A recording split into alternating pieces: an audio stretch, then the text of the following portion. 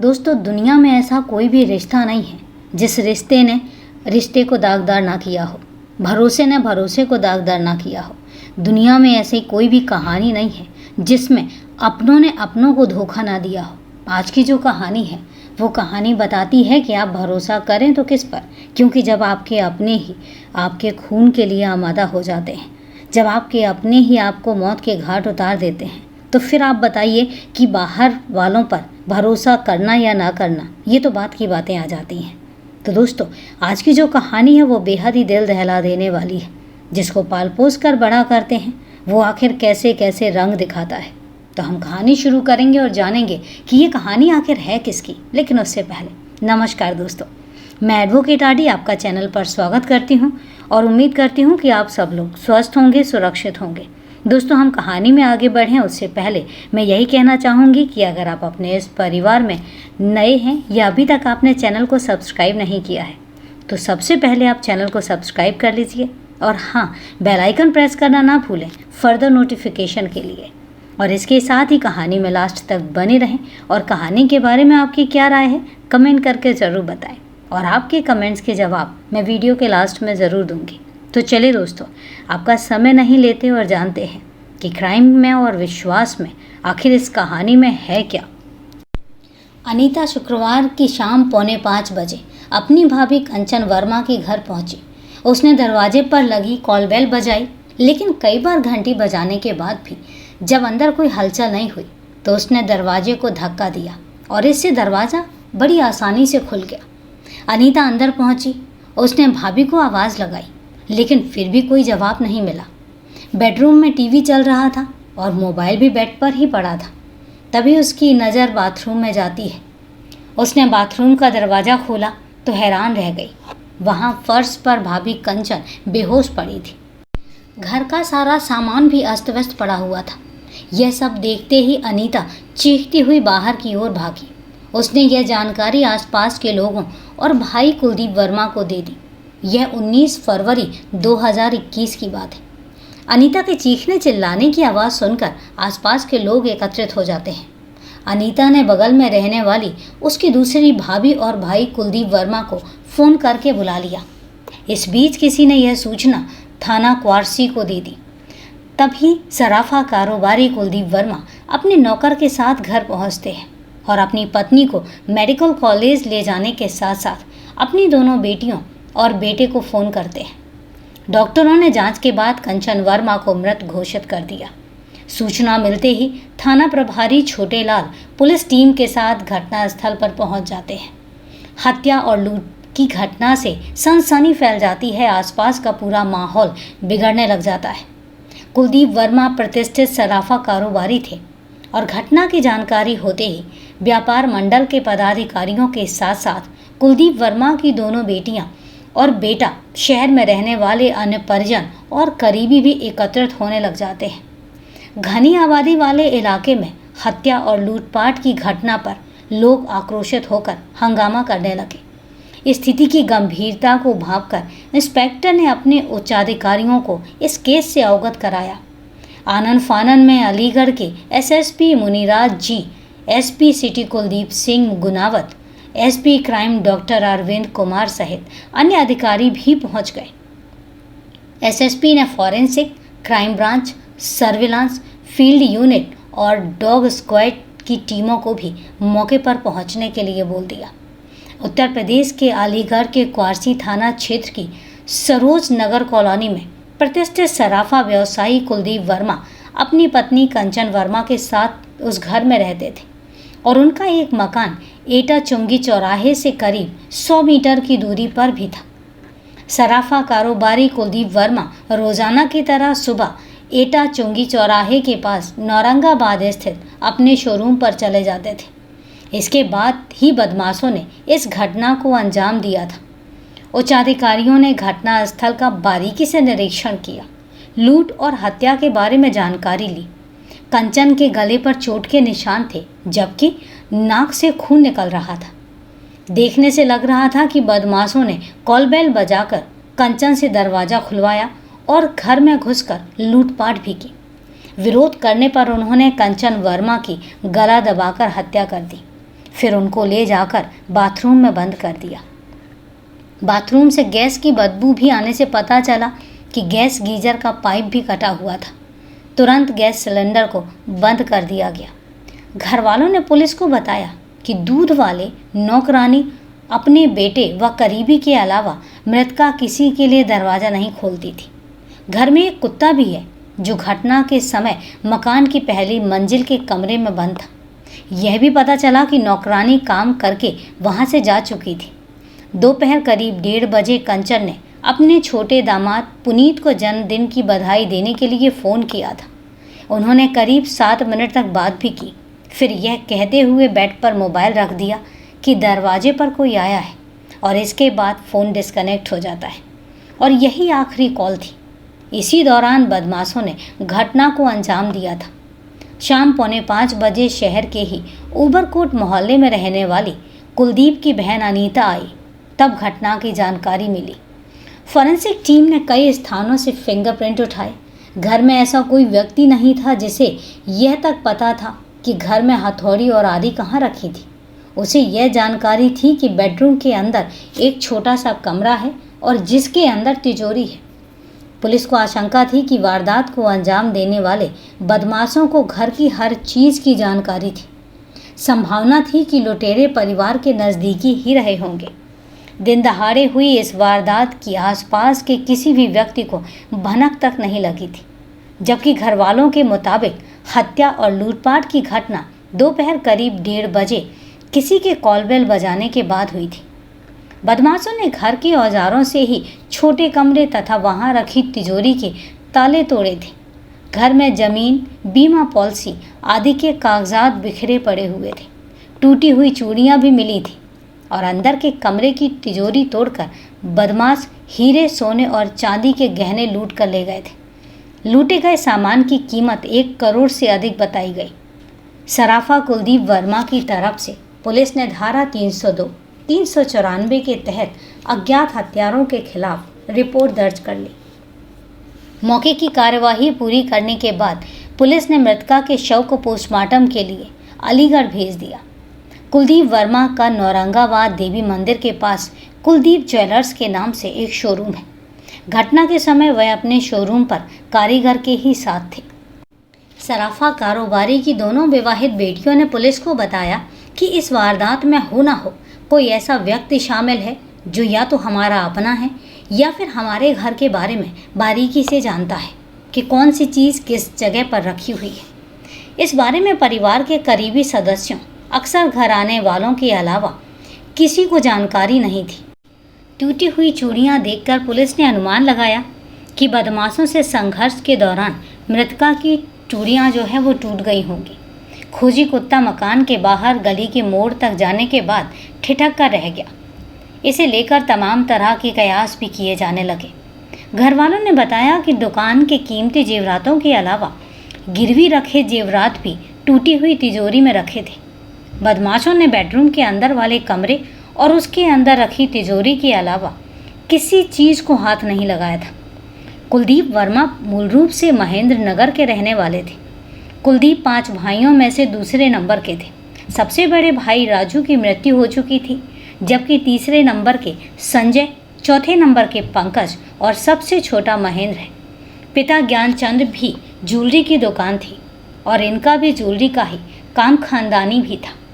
चारों भाई सन 2012 में नई विकसित हुई कॉलोनी सरोज नगर में अपने अपने मकान बनवाकर रहने लगे थे और चारों का अपना अपना शराफा का कारोबार है, जिसमें कुलदीप का कारोबार सबसे अच्छा था। कुलदीप वर्मा की 2 बेटियां पायल और काजल हैं। दोनों बेटियों की शहर में ही अलग अलग इलाकों में शादी कर दी गई थी और बेटियों के अलावा इकलौता बेटा योगेश उर्फ राजा है। राजा ने करीब 6 महीने पहले शहर के ही कपड़ा व्यापारी की बेटी से प्रेम विवाह किया था। युवती दूसरी बिरादरी की व उम्र में राजा से बड़ी होने के कारण माँ बाप इससे नाखुश थे। बहनों ने भी इस प्रेम विवाह का विरोध किया था और इसलिए राजा अपनी पत्नी के साथ GVM मॉल के सामने किराए के मकान में रहने लगा था। घटना की जानकारी होने पर भी वह घर आ गया। जानकारी होने पर कोल क्षेत्र के विधायक अनिल पराशर इगलास क्षेत्र के भाजपा विधायक राजकुमार पीड़ित परिवार से मिलने पहुंचे। दिन भर सियासी लोगों की आवाजाही लगी रही। हत्या और लूट के विरोध में आक्रोशित सराफा कारोबारियों ने अपनी दुकानें बंद कर रखी थी। दिन दहाड़े सराफा व्यवसायी की पत्नी की हत्या और लूट से नाराज व्यापार मंडल के पदाधिकारी और सराफा व्यवसायी एसएसपी और एसपी से मिले और वारदात के शीघ्र खुलासे की मांग की। इस घटना से प्रशासन की चाक-चौबंद व्यवस्था की पोल खुल गई थी। पुलिस जांच के दौरान सराफा व्यवसायी के घर वाली गली में लगे सीसीटीवी फुटेज में नीले सलवार सूट में ईयरफोन लगाए हुए घूमती एक महिला और बाइक सवार 2 संदिग्ध युवक नजर आए। पुलिस इसी दिशा में जांच में जुट गई। घटना की खबर पर आईजी पीयूष मोडिया भी घटनास्थल पर निरीक्षण के लिए पहुंच गए। उन्होंने पदाधिकारियों से बातचीत की और परिवार के सदस्यों से भी। उन्होंने पुलिस अधिकारियों को जल्दी ही खुलासे के आदेश दिए। हत्या और लूट की घटना का पर्दाफाश करने के लिए एसएसपी मुनिराज जी ने SP city Kuldeep Singh Gunawat, SP crime doctor Arvind के नेतृत्व में 2 टीमों का गठन किया। पोस्टमार्टम रिपोर्ट से पता चला कि कंचन की मृत्यु गला घोटने के कारण हुई थी। दूसरे दिन शनिवार की सुबह पोस्टमार्टम के बाद कंचन वर्मा का अंतिम संस्कार किया गया। शव की मुखाग्नि इकलौते बेटे राजा ने दी थी। सराफा व्यवसायी कुलदीप के साथ लूट की यह तीसरी वारदात थी। इससे पहले सन 2017 में बदमाशों ने उनकी दुकान को निशाना बनाया था। बदमाशों ने दिन दहाड़े फायरिंग कर गहने लूटे थे। फायरिंग में कुलदीप की गोली भी लगी थी। इस घटना के समय कुलदीप अपने बेटे राजा और नौकर के साथ दुकान पर मौजूद थे। हालांकि कुछ दिन बाद घटना का मुख्य आरोपी बुलंदशहर के सिकंदराबाद में एक मुठभेड़ में मारा गया था। इसके कुछ साथी पकड़े भी गए थे और उन्होंने कुलदीप के यहाँ लूट की बात स्वीकार भी कर ली थी। खास बात यह है कि तब बुलंदशहर के एसएसपी मुनिराज ही थे। पिछले साल भी कुलदीप की आंखों में मिर्च झोंक कर लूट की घटना को अंजाम दिया गया था और इस घटना के बारे में पुलिस को बताने की बजाय पर्दा डाल दिया गया था। पुलिस ने इस हत्याकांड के खुलासे के लिए सिलसिलेवार जांच शुरू कर दी।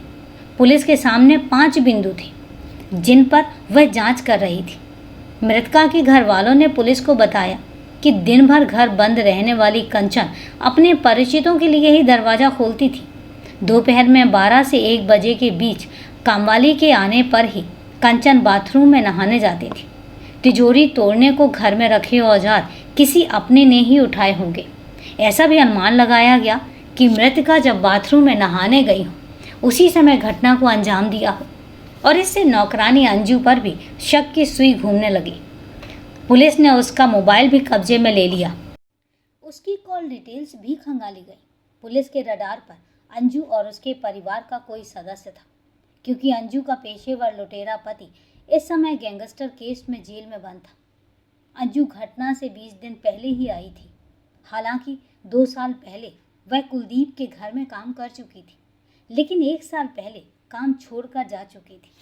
दुकान का नौकर या उसके परिवार के किसी सदस्य के अलावा कंचन के बेटे राजा के कुछ दोस्तों तो राजा की गैर मौजूदगी में उसकी माँ के पास आया करते थे और उनके लिए ही दरवाज़ा खोला जाता था। अब पुलिस यह पता लगाने में लग गई कि मृतका के अपने दामाद का फ़ोन काटकर दरवाज़ा किसके लिए खोला था। दूसरे, कंचन के दरवाजे से गली मुहाने पर वह ईयरिंग वाली महिला चक्कर क्यों लगा रही थी। उस महिला ने बाइक सवार युवकों को बैग में कुछ सामान भी दिया था। इसके बाद युवक गली से बाहर चले गए। महिला भी पैदल चली गई। पुलिस युवक युवती और बाइक की शिनाख्त का प्रयास में लग गई। इस हत्याकांड और लूट की वारदात ने क्वार्सी के पुलिस महकमे को हिलाकर रख दिया। घटना के दूसरे दिन भी खुलासा न होने से मृतका के सगे संबंधी शराफा व्यवसायी आक्रोशित थे, जिससे धरना प्रदर्शन का डर भी था। इलेक्ट्रॉनिक और प्रिंट मीडिया में भी घटना सुर्खियों पर थी, जिससे पुलिस पर दबाव भी बढ़ता जा रहा था। यह केस पुलिस के लिए एक चुनौती बनकर उभरा था, लेकिन पुलिस अपने काम में गोपनीय तरीके से जुटी रही। जांच सही दिशा में आगे बढ़ रही थी, ये पुलिस वाले भी जानते थे। पुलिस के उच्चाधिकारी इस मामले पर बहुत पैनी नजर रखे हुए थे।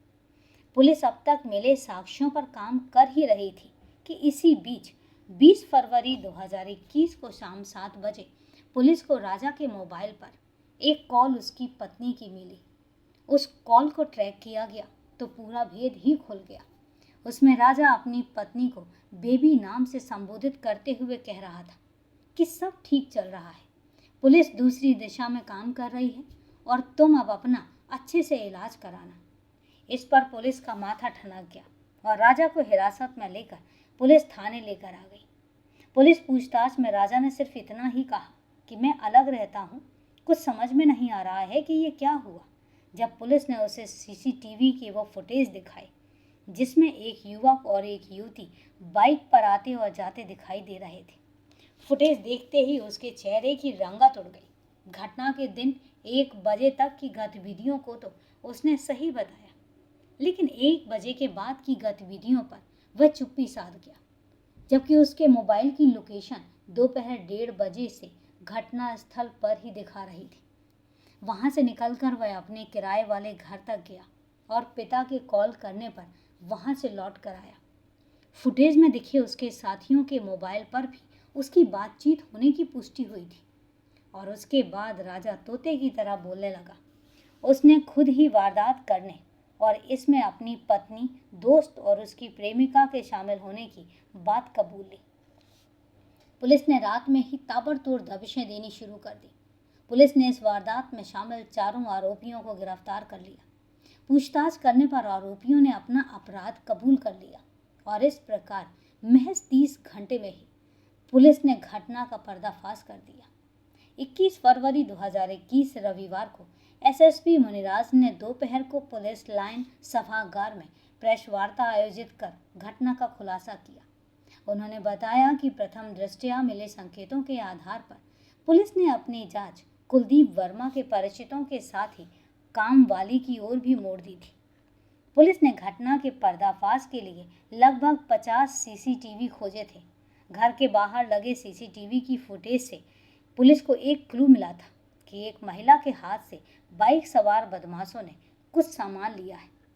इसके बाद बाइक सवार बदमाश बाईपास के रास्ते कयामपुर ग्लोबल रेजिडेंसी होते हुए शताब्दी नगर में घुस गए थे और इसके बाद पुलिस ने अलग अलग बिंदुओं पर गहन पड़ताल शुरू कर दी। शनिवार की शाम एक फोन कॉल की मदद से मिले सुराग के आधार पर पुलिस ने कंचन वर्मा के कत्ल और लूट के आरोप में उनके बेटे योगेश उर्फ राजा और उसकी पत्नी सोनम उर्फ चित्रा, राजा के दोस्त तनुज चौधरी निवासी देवनगर कॉलोनी, बन्ना देवी व उसकी प्रेमिका शेहजल चौहान उर्फ रीनी निवासी गूलर रोड बन्ना देवी को गिरफ्तार कर लिया। आरोपियों की निशानदेही पर 2 बैग बरामद किए गए जिनमें लगभग 1 करोड़ रुपए की कीमत के हीरे, सोने चांदी के जेवरात, 2 बाइक्स, 1 लाख की नकदी और तिजोरी काटने वाला ग्राइंडर बरामद किया गया। राजा ने किराए के मकान से 2 पिट्ठू बैगों में पूरा माल बैग में से बरामद कराया। वहीं से उसकी पत्नी को गिरफ्तार किया गया, जबकि तनुज को इसके घर से गिरफ्तार कर लूटी रकम में से 50,000 रुपये उसके कब्जे से बरामद करने के साथ रीनी को भी उसके घर से गिरफ्तार किया गया। चारों आरोपियों से पूछताछ के बाद इस मर्डर और लूटपाट की जो कहानी सामने आई वो कुछ इस प्रकार थी। टीकाराम स्कूल के पास गारमेंट्स की दुकान चलाने वाली युवती सोनम उर्फ चित्रा ने योगेश उर्फ राजा की कपड़े खरीदते समय नजदीकियां हो गई। यह घटना से 6 महीने पहले की बात थी। राजा को पता चला कि सोनम शादीशुदा है और उसका पति विहान अरोड़ा रेलवे रोड पर गारमेंट्स की दुकान चलाता है। सोनम ने राजा को बताया कि उसका पति उसके साथ बहुत मारपीट करता है और इसके बाद सोनम और राजा की दोस्ती हो गई और दोनों में इस कदर नज़दीकियां बढ़ गई कि राजा उसका खर्चा उठाने लगा। सोनम ने अपने पति विहान से दूरी बना ली और बाद में राजा ने उसे रामघाट रोड पर मॉल के सामने किराए पर मकान दिलवा दिया और 6 महीने पहले उससे कोर्ट मैरिज कर शादी कर ली। दोस्तों से यह बात राजा के माता पिता को जब पता चली तो वे बहुत नाराज हुए। उन्होंने कहा कि तुम्हें वह शादीशुदा औरत ही मिली थी, हम तुम्हारी शादी किसी अच्छे खानदान में अच्छी लड़की से करते और इतना ही नहीं, उन्होंने चेतावनी दी कि अगर तुमने उसका साथ नहीं छोड़ा तो तुम हमारे साथ नहीं रह पाओगे। राजा ने कहा कि वह सोनम का साथ नहीं छोड़ सकता और अब वह उसकी पत्नी है।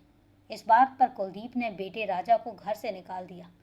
घर से निकल जाने के बाद राजा का हाथ तंग रहने लगा। हालांकि बीच बीच में वह घर जाकर कंचन से लड़ झगड़ कर रुपए ले आता था। राजा का हाथ तंग होने पर उसके पुराने दोस्त उससे हाथ खींचने लगे, जबकि साथ में जिम करने वाला दोस्त तनुज चौधरी, जो एक बड़े शराब कारोबारी का बेटा है, उसने राजा की आर्थिक मदद की।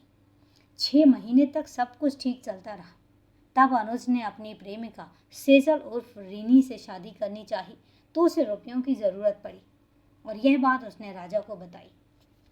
दोनों दोस्तों और उनकी प्रेमिकाओं ने राजा के सामने अपने घर से जेवरात लाने का प्रस्ताव रखा। इस प्रस्ताव में यह बात हुई थी कि जैसे लड़ झगड़ कर वह रुपए लाता है, ऐसे ही जेवरात भी ले आए तो एक बार में काम बन जाएगा और माँ किसी से कुछ कहेगी भी नहीं। घटना से 10 दिन पहले राजा अपने दोस्त तनुज के साथ माँ से मिलने गया था। उस दिन उसने माँ से झगड़ा किया, कहा मेरी बीवी 3 महीने की गर्भवती है और उसे रुपयों की ज़रूरत है। मगर कंचन ने साफ कर दिया कि वह किसी विवाहिता को अपनी बहू नहीं बना सकती और बाद में राजा दोस्त के साथ घर से चला गया। इसके बाद 19 फरवरी 2021 को योजना के तहत सोनम को डॉक्टर के यहाँ छोड़कर दोपहर में राजा बाइक से अपनी माँ के घर पहुँचा। योजना के तहत तनुज और रीनी भी अपनी बाइक पर वहां पहुंच गए। कॉल बेल बजाने पर कंचन ने दरवाज़ा खोल दिया। राजा और तनुज अंदर आ गए। राजा ने माँ से जेवरात और रुपए की मांग की। माँ ने विरोध शुरू कर दिया और इस पर राजा को तिजोरी वाले कमरे में चला गया और तनुज उसकी माँ कंचन से उलझता रहा। विरोध बढ़ता देखकर राजा के इशारे पर तनुज ने साड़ी से कंचन की गला घोंटकर हत्या कर दी और शव को बाथरूम में बंद करके भ्रमित करने के इरादे से गैस का पाइप काट दिया। हत्या व लूटपाट करने के बाद राजा और तनुज अपनी अपनी बाइक से निकल गए, जबकि रीनी गली से निकलने के बाद ऑटो में बैठकर अपने घर चली गई। पुलिस जांच में यह बात भी सामने आई थी कि सोनम ने भी स्वीकार किया कि वह मूल रूप से बुलंदशहर की रहने वाली है। काफ़ी समय पहले वह माँ के साथ नगला मवासी अपना ननिहाल में आकर रहने लगी थी और यहाँ प्राइवेट नौकरी करते करते पहले उसने एक मुस्लिम युवक से, फिर एक ईरानी युवक से और तीसरी बार गारमेंट दुकान संचालक विहान से की थी। चौथी शादी योगेश उर्फ राजा से की और अब वह 3 महीने से प्रेग्नेंट थी। मामले का पर्दाफाश करने वाली टीम में इंस्पेक्टर क्वारसी छोटेलाल, थाना प्रभारी जवां अभय शर्मा, एसआई रणजीत सिंह, सर्विलांस प्रभारी संजीव कुमार, एसआई अरविंद कुमार, संदीप सिंह, विजय चौहान, रितेश, अलका तोमर, गीता रानी, हेड कांस्टेबल जुगराज, देव, राकेश कुमार, दुर्ग विजय सिंह, विनोद कुमार, मोहन लाल, याकूब, ब्रजेश रावत, कांस्टेबल सोएवालम, मनोज कुमार, तरुणेश, ज्ञानवीर कुमार, पालेंद्र सिंह, सत्यपाल और अनित कुमार शामिल थे। किसी ने सोचा भी नहीं था कि माँ को मुखाग्नि देने वाले बेटे ने ही अपनी माँ का कत्ल किया था। जिस माँ ने 9 महीने अपनी कोख में पाला और फिर 24 साल पालकर बड़ा किया, वही बेटा प्यार और पैसों की खातिर माँ के खून का प्यासा बन गया। उसने ऐसी घटना को अंजाम दिया जिससे बेटे के नाम पर कलंक लग गया। तो दोस्तों, मैंने पहले ही कहा था कि रिश्तों को तार तार करती है आज की कहानी है। तो कहानी को लास्ट तक सुनने के लिए आपका तहे दिल से धन्यवाद। और कहानी के बारे में क्या राय है आप कमेंट करके ज़रूर बताएं।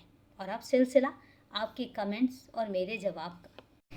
तो मेरे पास जो सबसे पहला कमेंट आया है वो है खादिम जी का फ्रॉम पाकिस्तान और उन्होंने लिखा है कि I listen the whole story very carefully, और ताकि वो अंडरस्टैंड कर सकें पूरी स्टोरी को। तो थैंक यू खादिम जी, आप इतना सपोर्ट करते हैं, इतना सहयोग करते हैं और आप इतना दिल से स्टोरी को सुनते हैं। तो मुझे सपोर्ट करने के लिए, चैनल पर रेगुलरली बने रहने के लिए आपका तहे दिल से धन्यवाद। इसके पास मेरे पास अगला जो कमेंट आया है वो है लेक विलेज आईडी है उस नाम से, और उन्होंने लिखा है यू आर द बेस्ट। तो I am not the best, but हाँ कोशिश करती हूँ कि थोड़ा सा बेटर परफॉर्मेंस कर सकूँ और थोड़ा सा बेटर आप तक स्टोरी को पहुँचा सकूँ।